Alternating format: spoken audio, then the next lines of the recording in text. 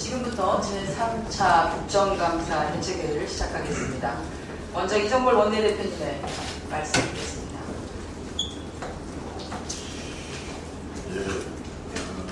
우리가 의원님의 국정감사 효과가 많이 나고 있습니다. 어제 관세청과 관련된 내용입니다. 18일에 국감이 예정된 관세청이 서울시내 면세점 신규 사업자 선정 심사 과정에 대한 자료 제출 요구를 거부하고 있습니다. 국회를 모독하는 것이며 서울시내 면세점 신규 사업자 선정 심사 과정에 정부 유출이 있습니다. 현재 금융위와 관련 내용을 조사 중입니다만 당시 심사장에 있었던 관세청 직원들은 심사기간 3일 동안 257통의 의무 전화를 했습니다. 심사위원 휴대전화 10대는 아직 조사도 못한 상황입니다. 기재위 소속위원들은 심사위원 명단, 세부평가 기준, 실제 평가 점수 등의 공개를 요구하고 있습니다. 그러나 관세청 공개할 수 없다는 입장입니다. 자료 제출 거부의 근거는 없으나 줄 수 없다는 근거를 찾는 중이다. 이렇게 황당무계한 반응을 보이고 있습니다. 해마다 국정감사에서 기관들의 핵심 자료 제출 거부가 반복되고 있습니다. 피감기관, 국회를 무시하는 태도를 결코 용납할 수 없겠습니다. 자료 미제출 건수가 많은 기관은 해당 기관장의 리더십에 대해서 원내에서 특별히 관심을 기울이도록 하겠습니다.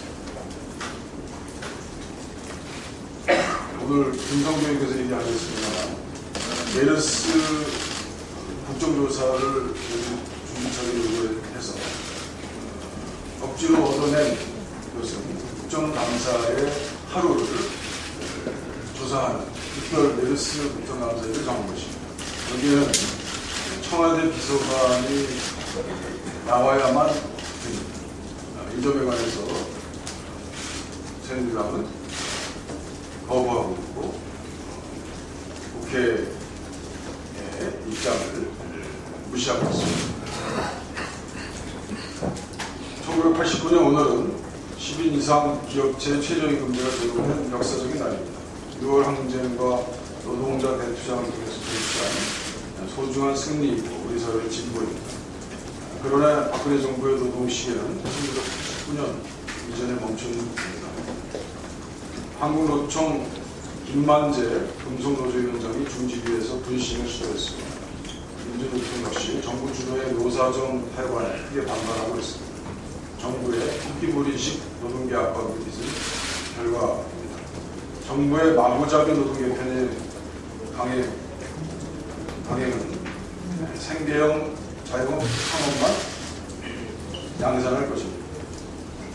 우리나라 자영업 비율은 27.4%, OECD 평균 2배입니다. 더욱이 폐업 비율은 83%가 넘습니다. 이들 중 절반은 월 100만으로 못 버는 실정입니다.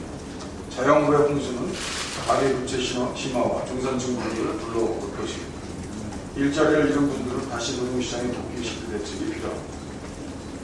경제 민주화 없는 노동개혁은 재벌의 불법 탈법의 특허장을 발급하는 것입니다.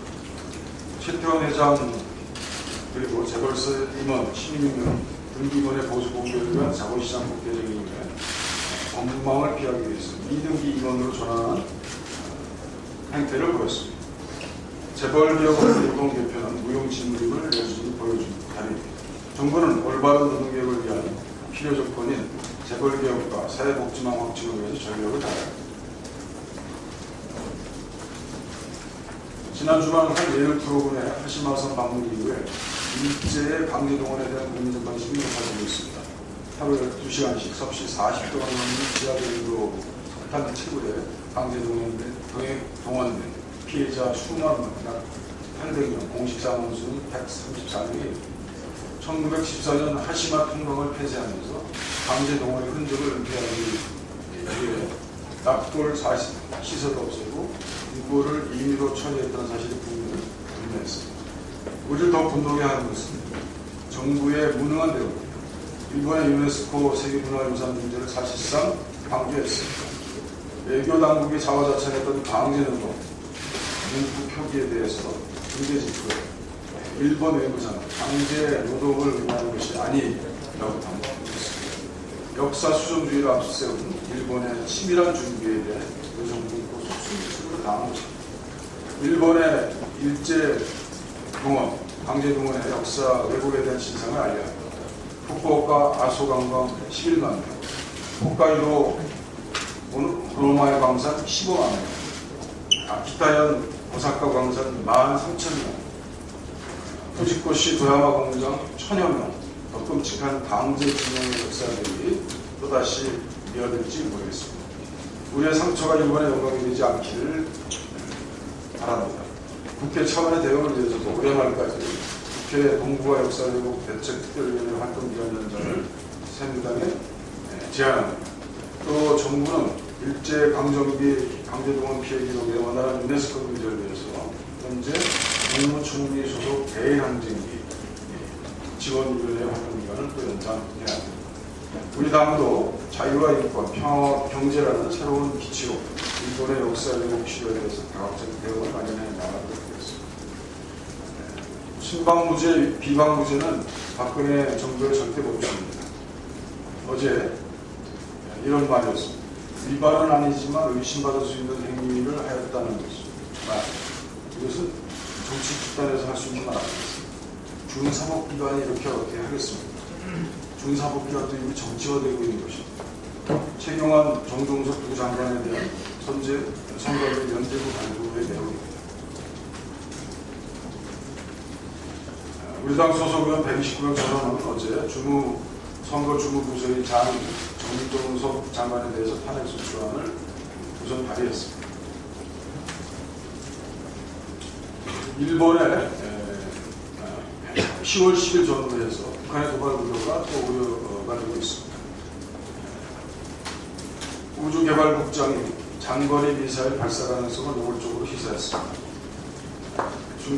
북한이 장거리 로켓을 발사하게 되면 남북관계는 카이로 합의 이전으로 또 돌아가게 될 것이 뻔합니다. 당장 다음 달 이산가족 상봉도 불투입니다. 홍영표 장관은 12일 통일부 국정감사에서 북한이 로켓을 쏜 이후에도 이산가족 상봉이 진행될 수 있는지를 묻는 질문에 즉답을 하지 못했습니다. 제가 말씀드렸습니다. 북한과의 관계는 쉽지 않습니다. 갈팡질팡할 수 있는 박근혜 정부에 대해서 저희도 고언을 드렸습니다. 지난 10년간 북한과의 관계, 그 이전에 북한의 하야행정과의 관계를 이어온 우리 당의 많은 자산들이 박근혜 정부의 갈팡질팡을 도와주고 남북 문제에 관해서 전향적인 발전의 기가 되기를 기대합니다. 한반도를 둘러싼 국제관계가 이미 이제 어려워지고 있습니다. 시진핑의 미국 방문, 그리고 또 10월 10일 노동당 창건일 때 전환 무기 실험, 한미 정상회담과 사드 배치 문제 등 숨가쁘게 전개되는 문제에 관해서 이 정부가 제대로 대처하고 있는 것에 대해서 걱정입니다. 중국 측의 무리한 한미동맹 균열이 발생할 것, 한미의 협력 제재 이완이 될 것, 북한의 고립할 필요에 대한 강경 대선 논설과 첨예하는 가능성이 이 한중합니다. 박근혜 대통령의 외교 안보 성과를 국감을 통해서 정직하게 밝혀주시기 바랍니다. 그래야 국민들이 혹시 잘못된 대로 신뢰를 가지고 이해해주고 야당의 도움을 구해야 합니다. 이상입니다. 네, 다음은 이석현 국회부의장님을 발언이 있겠습니다. 저기 누가 부의장 안 나오셨나요? 네, 나왔습니다. 네, 진짜 부의장님 먼저. 부의장님 다시 하십시오. 아니, 정책 원래 정책위원이니까. 네, 그럼 김성주 정책위 수석부의장 발언입니다.